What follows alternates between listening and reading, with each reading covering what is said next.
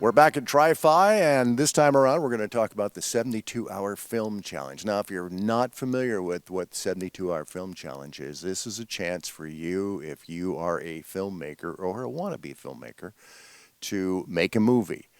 And we're giving you 72 hours to make that movie. Now, that sounds like a lot of time, but trust me, it's not, really. Yeah. And who are you, and why are you sitting here? Well, my name is Nicholas Jennings, and I have been a repeat offender of this 72-hour film competition, as well as some other ones here and there in the Pacific Northwest area. And I have a film in the 72 hours this year. I managed to actually make one this year again. I honestly thought the process for making this one, it was the same situation as last year. Not a lot of people were responding to invites, but I started thinking, okay, so how am I going to do this practically with like very limited amount of resources? But by the time we got to the second day, which is already like a third of the way done, I was like, okay, this was at 3 a.m., mind you. I was trying to go to sleep. Kind of, I had already messaged everyone that I was going to throw in the sack because, I couldn't find anything. But then at like 3 a.m., my brain, being the weird thing it is, it's like, oh, hey, here's an idea. And I'm like, oh, thank you, brain. And I just wrote the script down in maybe about an hour, just punching some things in, and then I left a note on the script saying, "Hey, Grandma, I want you to be this character in this thing. Would you mind portraying this character in my short film?" So, And she agreed to it? yeah, surprisingly. How much did you have to pay her? Nothing. Nothing. Nothing. Is she available for other work? We might need a grandma Well, at some point. It really depends.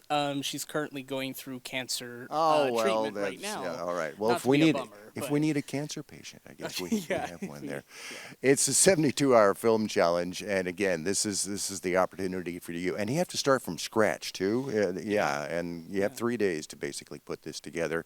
There's a couple of things that they give you as far as was it a color this year that you had to include, or Yeah, what? so we had a color, we had a theme, a gesture, and a line of dialogue.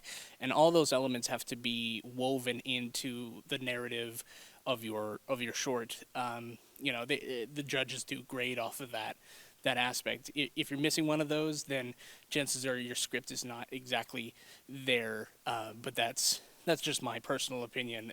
Everyone has their own thought processes about how they go about making these things. So I'm definitely an outlier of some of that. So You'll be a judge soon, I can tell. well, I'm already a judge of my own like films, but also of my own 72-hour film competition myself. We just based off of the inspiration from doing all of these, I did my own 72-hour competition in Pendleton called Roundup City Reels.